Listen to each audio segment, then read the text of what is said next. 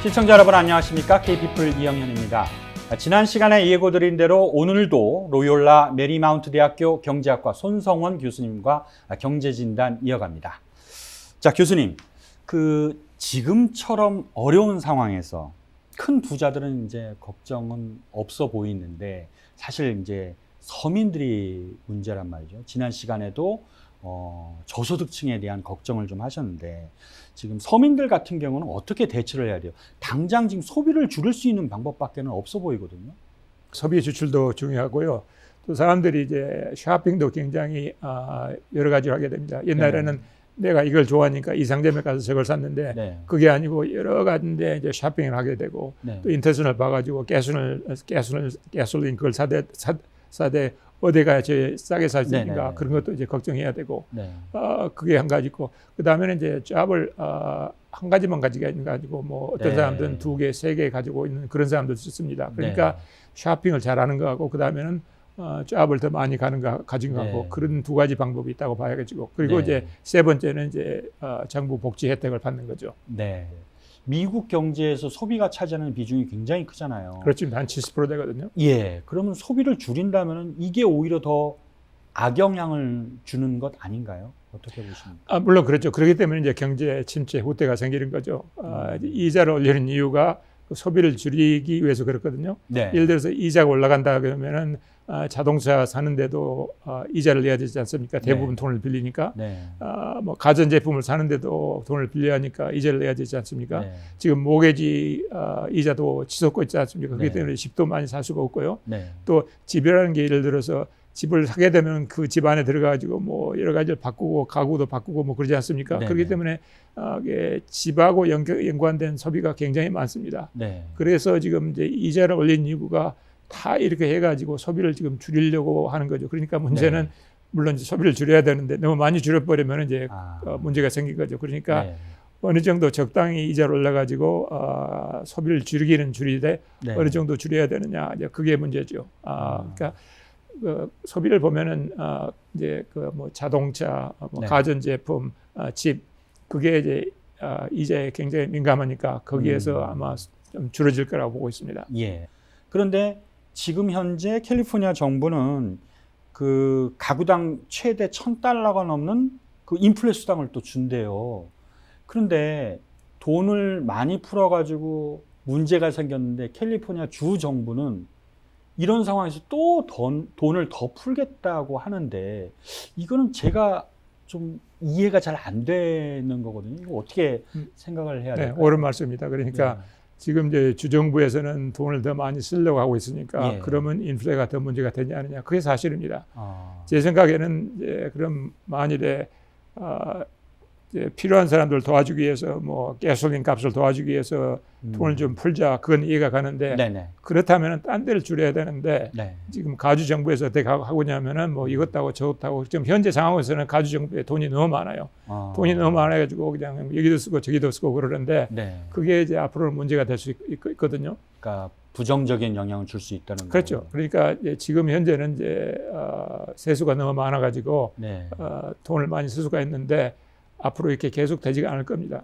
왜냐하면 이제 증권시장이 나빠지고 지금 캘리포니아 주에서 제일 세금이 많이 나오는 데가 증권시장이거든요. 사람들이 증권을 사고 팔고 그래서 거기서 나온 세금이 굉장히 많아요. 그것 때문에 지금 가주에서 세금을 많이 거쳐가지고 그것 때문에 돈을 많이 쓰고 있는데 지금 증권시장에 내려가고 있으니까 그것도 앞으로 내려갈 거거든요. 그러면 이제 지금 현재 돈이 있을 때 주정부에서는 그걸 조금 이제 세이브 해가지고 앞으로 이제 그 비가 온 날을 기다려야 되는데 지금 그냥 있는 대로 그냥 계속 쓰고 있습니다. 그게 제 큰 걱정인데 결과적으로는 제 생각에는 이제 가솔린 값을 도와주는 건 좋은데 다른 데서 조금 줄였으면 좋겠는데 그렇게 하지 않고 있습니다. 자, 이제 좀 다른 또 질문을 드려볼게요. 지금 이제 여러 가지 걱정거리, 이제 일반 사람들의 걱정거리 가운데 하나가 주택 가격이 너무 높다, 임대료 상승이 너무 빠르고 높다 이런 걱정도 하고 있는데 지금 이제 이렇게 경제가 어려운 상황, 또 경기 침체 국면으로 들어간다면은 주택 시장 문제, 이 주택 문제는 어떤 점을 좀 눈여겨봐야 되고 관심 있게 봐야 될까요? 네, 그러니까 이제 주택에서는 이제 거시경제적으로 보면은 이게 이제 집값이 계속 올라가고 있지 않습니까? 네. 근데 경제 후퇴가 된다고 해서 집값이 내려갈 거라고는 생각하지 않습니다. 왜냐하면은 예. 미국 전체 내에서 특히나 가주에서는 이게 수요 공급이 너무나 큰 차이가 났습니다. 네. 그러니까 지난 뭐 10년, 20년 얘기가 아니고 오랫동안요. 네. 집을 그렇게 많이 안 지었어요. 네. 땅도 없지만 그렇기 네. 때문에 수요는 많은데 공급이 뭐 서울도 그렇지만은 네. 네. 그렇게 돼가지고 경제 후퇴가 된다고 해서 집값이 내려갈 거라고는 생각하지 않습니다. 그게 네. 한 가지 문제고요. 네. 그 다음에는 이제 대부분은 집을 사게 되면 이자를 돈을 빌려야 되니까 이자를 내야 되지 않습니까?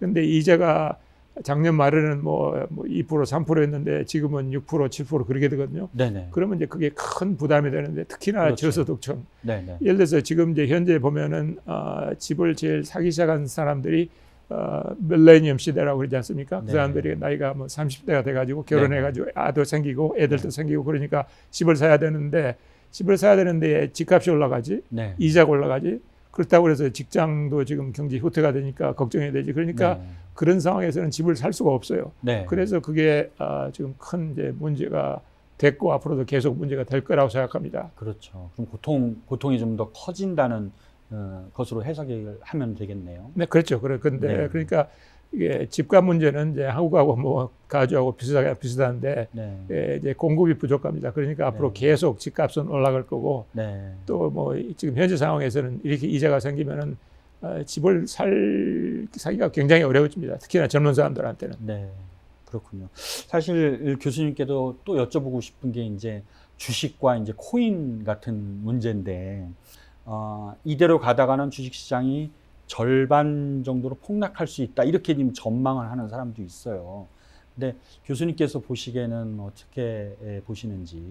예, 월가에서 보면은 이제 미국 경제 성장이 어떻게 되냐면서 굉장히 연구를 많이 하는데 네. 그 이유가 뭐냐 그러면요. 이게 통계를 보면요. 그러니까 내 의견이 아니고 통계를 보면은 네. 2차 대전 후에 경제 성장이 있으면요. 네. 굉장히 이제 낮을 수도 있어요. 그러면은 증시가 올라갈 확률이 한 86%입니다. 네. 그러니까 경제 성장이 있으면 증시가 올라갈 확률이 86%고 네. 증시가 내려갈 확률이 한 4%밖에 되지 않습니까? 네네. 그렇기 때문에 월가에서 이제 연구하는 사람들이 네. 경제에 대해서 굉장히 연구를 많이 한 이유가 경제 성장이 있으면 증시가 올라갈 가능성이 많다는 거죠. 네. 그 얘기는 이제 경제 후퇴가 되게 되면은 물론 네. 증시가 내려갈 가능성이 많다는 거죠. 네. 그게 한 가지고요. 네. 그 다음에 또 이제 월가에서 연구들 많이 하는 게 인플레거든요. 네. 인플레를 보면은 이제 인플레가 물론 이제 뭐 제로는 아니지만은 네. 올라갔다 내려갔다 하지만 네네.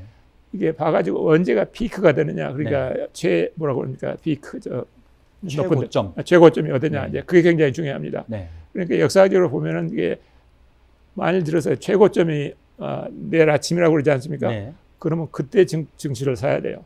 그러면 그 후에는 증시가 많이 올라가게 되니까. 그 이유가 뭐냐 그러면 이제 FRB에서 이자를 내리기 시작하거든요. 네. 뭐 올리지 않고 이제 내리기 시작하거든요. 네. 그러니까 경제 성장이 어떻게 되느냐 그게 한 가지고 그 다음에는 인플레가 최고점이 어디냐. 네. 그래서 FRB에서 이자를 이제 올리지 않고 오히려 내릴 수도 있다. 네. 그런 예측이 되게 되면 이제 그때는 증시가 굉장히 많이 올라가게 됩니다. 네. 그것을 올가에서는 굉장히 중요시하게 연구를 하는 거죠. 그럼 이제 그렇게 시점을 생각하면 되겠고 증시가 얼마나 더 떨어질 수 있냐는 사실 예측하는 거는 많이 어렵겠네요. 물론 이제 어렵지만 이제 증시라는 게 항상 예측을 하고 미래성 행동을 하거든요. 네네네. 그러니까 지금 이제 베어 마케트가 됐지 않습니까? 네. 베어 마케트가 된 얘기는 이제 증시가 20% 이상 떨어졌지 않습니까? 네네네. 그 이유는 뭐냐 그러면 이제 미리서 예측을 하고 내려갔다는 얘기죠. 그러니까 앞으로 경제가 후퇴가 될 거다. 네. 인플레는 더 올라갈 거다. 그러니까 네. 최고점은 아직 오지 않았다. 그것을 예측을 하고 증시가 내려갔다는 거죠. 네. 그런데 이제 반대로 이제 경제가 생각보다 더 잘 된다. 네. 인플레가 최고점을 지났다. 그러면 그때는 증시가 많이 올라갈 겁니다. 네. 알겠습니다. 자, 그럼 이제 코인을 가상화폐를 좀 여쭤보고 싶은데 그 이전에 교수님께서는 가상화폐에 대해서 어떻게 생각하세요? 저는 그 재테크 시장에서 굉장히 중요한 부분이라고 생각합니다. 그렇지만 그게 이제 투기 자산이지 금융 자산은 보통 금융 자산은 아니라고 생각합니다. 네. 그러니까 앞으로 우리하고 계속 있을 것 같아요. 그러니까 없어지지는 않는데, 없어지는 않는데. 크립토커런시, 네. 뭐 비트코인 그런 게 앞으로 계속 있어야 되는데 네. 그러면 이제 그게 우리 이제 금융 자산의 어느 부분이 되느냐? 물론 이제 저소득층에서는 그런 데에서 이게 투기를 하면 안 됩니다. 아예 관심을 갖지 말아야 돼요. 그래야 돼요. 왜냐하면 이게 너무 값이 올라갔다 내려갔다 하니까요.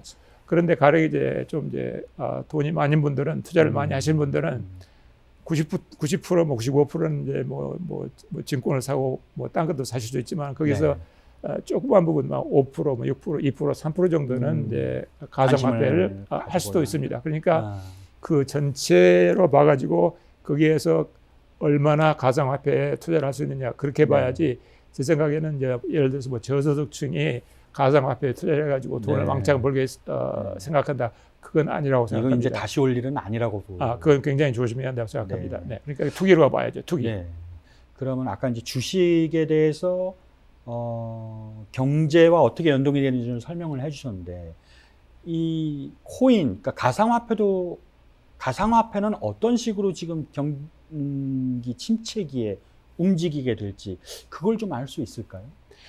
그러니까 아직 이제 그런 역사가 없습니다. 그러니까 가상화폐라는 게 오래되지 않았으니까 그런 역사가 없으니까 아까 뭐 증시하고 이제 미국 경제하고 어떻게 되느냐 그런 말씀을 드렸는데 그건 이제 2차 대전 후의 통계니까 이제 좀 설명이 가능한데 가상화폐는 지금 그럴 수가 없습니다. 그러니까 지금 현재 상황에서는 너무나 올라갔다 내려갔다 그런 게 그게 많고 그렇기 때문에 굉장히 이제 투기로 봐가지고 투기를 해도 돈을 잃을 수 있다면 괜찮은데 그렇지 않으면 하시지 않는 게 좋다고 저는 생각합니다. 앞으로 이제 그 영어로 하면 Central Bank Digital Currency 이제 그게 나올 거거든요. 이제 중국에서는 벌써 지금 나왔지 않습니까? 그리고 딴 나라에서도 지금 계속 그걸 발행할 수 있는데 그게 5년이 될지 뭐 10년이 될지는 모르지만 제 생각에는 오래될 것 같지는 않아요. 왜냐하면 이제 세상이 굉장히 빨리 바뀌고 특히나 이게 IT가 빨리 바뀌니까 FRB에서도 지금 그 연구를 하고 있거든요. MIT하고 보스턴 연준 거기에서 지금 연구를 하고 있습니다. 그러니까 미국에서도 가상화폐 그러니까 보통 가상화폐가 아니고 Central Bank Digital Currency (CBDC라고 그럽니다. 그게 나올 겁니다.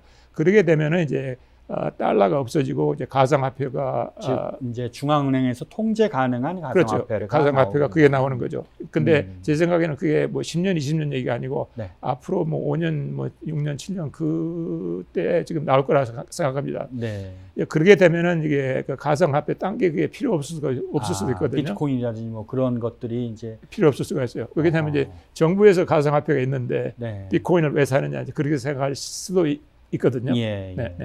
그런 점을 또 염두를 해둬야 되겠군요. 자, 이제 한국 상황 좀 여쭤볼게요. 한국 경제 상황 지금 어떻게 진단할 수 있을까요? 한국도 어렵다고 봐야죠. 이제 아시다시피 한국도 이제 인플레가 미국까지 나쁘지 않지만 인플레가 올라가겠고 또 이제 한국은행에서 이자를 미국보다 더 빨리 올리기 시작했지 않습니까? 그건 잘한 거라고 생각합니다. 그러니까 오히려 이제 미리서 이제 치료를 받기 시작했고 그런데 한국에서 이제 경제 문제가 뭐냐 그러면은 이제 그 가계 부채가 굉장히 많고 아시다시피 그 다음에는 또 한국은 이제 수출 의존도가 굉장히 많지 않습니까? 그럼 이제 미국 경제가 잘 안 되고 중국 경제가 잘 안 되고 그러면 그게 두 가지에서 제일 중요한 수출국인데 한국에 큰 타격이 있거든요. 변동성이 심하겠네요. 그렇죠. 그러니까 뭐 한 20% 이상 수출이 중국으로 가고 뭐 거의 15% 20%가 미국으로 오는데 이 두 나라가 잘 안 되게 되면은 한국 수출이 잘 안 되지 않습니까?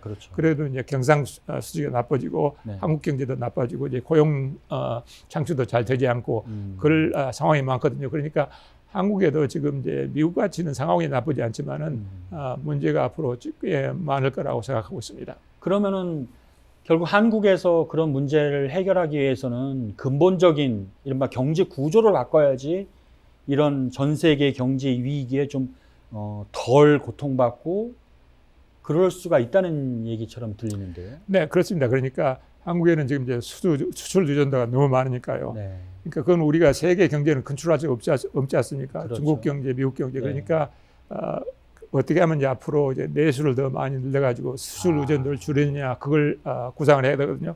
지금 중국도 그렇게 하려고 노력을 하고 있지 않습니까? 옛날에는 수출 의존도가 너무 많았으니까 그걸 줄여가지고 내수를 올려가지고 그래서 경제를 더 안정시키자. 네. 한국도 그런 방향으로 가야 된다고 지금 생각하고 있습니다. 네. 네.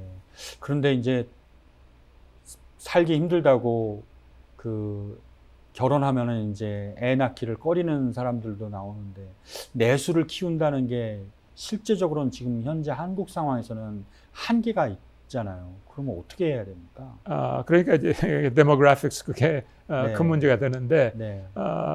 그러니까 이제 단기적으로는 해결할 방법이 아니지만 이제 장기적으로는 인컴을 올려가지고 고용 창출을 이제 올려야죠. 그러니까 애들 많이 안 나니까 그게 이제 장기적인 문제인데 네. 그건 뭐 어떻게 뭐 단기적으로는 뾰족한 네. 방법이 없지 않습니까? 네. 그러니까 그러면 이제 경제 성장을 누려야겠죠.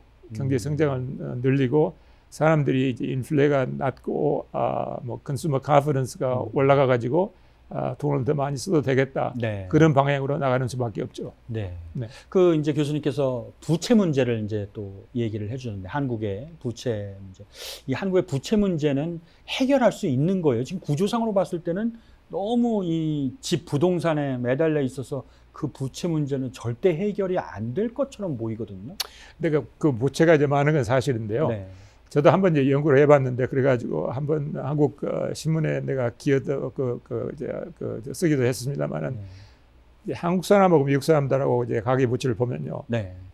자기 자산에 비해서 한국 사람들이 가계 부채가 많은 건 더 사실이에요. 예. 그런데 그 이제 영어로 밸런스 그 사람들을 보면요. 네. 한국 사람들은 이게 캐시가 굉장히 많습니다. 캐시가 굉장히 많아요. 네. 그리고 이제 미국 사람들을 보면은 캐시가 그렇게 많지 않아요. 저축률이라고 생각하면 되나요? 그러니까 아니 저축률보다도 이게 자기가 가지고 있는 자산에서 전체 자산에서 현금 캐시가 부분. 그러니까 예, 현금이 예. 얼마나 많이 네. 가지고 있냐 그걸 한번 내가 연구를 해봤어요. 그런데 네.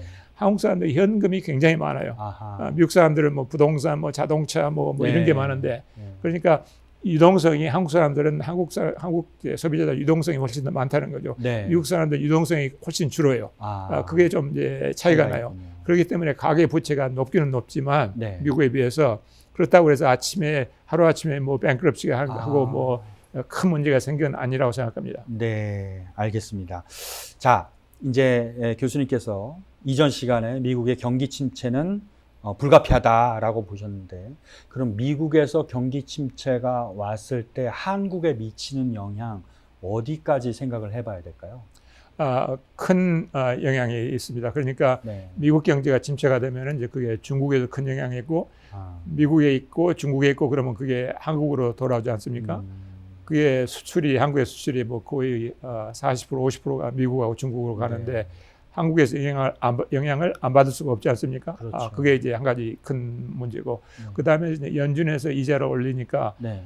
한은에서는 이자를 이제 올리기 시작했지만 더 빨리 그건 잘한 거지만은 그래도 이자를 계속 올려야 되거든요. 네. 이자가 올라간다는 얘기는 이제 한국에서 증시가 나빠질 거고 그렇다는 네. 얘기는 한국에서 뭐 집을 사는데 모기지를 빌려야 되는데 네. 즉 이자가 올라가고 또 네. 자동차를 사야 되는데 이자가 올라가면 미국하고 똑같은 거죠. 그러니까 서민들이 이제 집도 사기 어려워지고 가전제품도 사기 어려워지고 네. 그런 문제가 생긴다는 거죠. 그런데 이제 한 가지의 이제 장점은 뭐냐 그러면 한국에서 설비 투자를 앞으로 많이 한다고들 이제 큰 재벌들이 많이 네네. 말씀들을 하셨지 않습니까? 네네. 그러니까 그게 뭐 반도체부터 무슨 바이오텍 뭐 이제 인프라스트럭처 네. 여러 가지 거기에서 돈들을 굉장히 많이 막대한 비용을 쓴다고 이제 말씀들을 하셨으니까 네. 제 생각에는 그게 미국하고는 조금 다릅니다. 그게 좀 도움이 되지 않을까. 그래서 소비는 조금 줄어지겠지만은 네. 수출은 조금 나빠지겠지만 네. 그러지만은 이제 그 설비 투자 기업의 투자가 기업의 투자가 올라가지고 거기에서 네. 조금 이제 도움이 되지 않을까 저는 그렇게 전망을 하고 있습니다. 예. 그래도 아주 나쁘지는 않네요. 그러니까 이제 미국 같지는 나쁘지 않을 거라고 생각합니다. 그러니까 그래요? 예. 인플레도 미국 같이 높지는 않고 또 이자도 먼저 올리기 시작했고 네. 그리고 또 이제 설비 투자도 앞으로 계속 많이 할 거고 그러니까 나빠지기는 나빠지지만은 네. 미국까지는 나빠지지 않을 거라고 생각합니다. 하지만 이제 수출은 더 앞으로 네. 역영향이 많이 올 거라고 그렇게 생각을 해야겠죠. 예. 자, 이제 환율 부분 좀 여쭤볼게요. 아무래도 이제 한국과 미국에서 오가시면서 생활하시는 분들도 많을 텐데 지금 원달러 환율이 계속 오르고 있거든요. 이런 것도 계속 더 오른다고 봐야겠죠? 안 좋아진다고 봐야겠죠? 예, 지금 현재 상황에서는 이제 FRB가 이자를 한국보다 더 빨리 올리고 있지 않습니까? 그게 이제 중요한 요인인데 네. 그러게 되면은 이제 그 원값이 올라갈 수밖에 없습니다. 그러니까 네. 지금 이제 1,300을 뭐 지나기도 네. 했는데 네. 그보다 조금 더 올라갈 수 있다고 봐야겠죠. 예. 그러니까 언제 FRB가 그게 이제 뭐 금년 하반기일지 내년 상반기일지는 모르겠지만은 네. 만일 FRB가 이자를 이제 더 올리지 않는다. 네. 그리고 이제 한은행에서도 이자를 계속 올리다가 이제 스탑을 한다. 그렇게 네. 되면은 그때는 원달러 값이 조금 회복이 되지 않을까 저는 이제 그렇게 생각합니다. 그 시점이 되겠군요. 근데 이제 원달러 값이 제 생각에는 지금 제 생각에는 물론 이제 no one knows 그러니까 앞으로 뭐 얼마나 더 올라갈지 내려갈지 네. 모르지만은 네. 저는 그 최고치에서 그렇게 멀지는 않다고 보고 있습니다. 아. 그 이유가 뭐냐 그러면 이자가 올라가고 앞으로 이제 한은에서도 이자를 올릴 거고요. 그게 한 가지고 그 다음에서는 한국에서는 이제 경상수지 흑자가 계속 옛날에는 이제 지금은 좀 문제가 됐지만은 지금 이제 외환 보유고가 굉장히 많지 않습니까? 그렇기 때문에 앞으로도 이제 경상수지 적자가 아니고 흑자가 생길 거라고 생각하면은 네.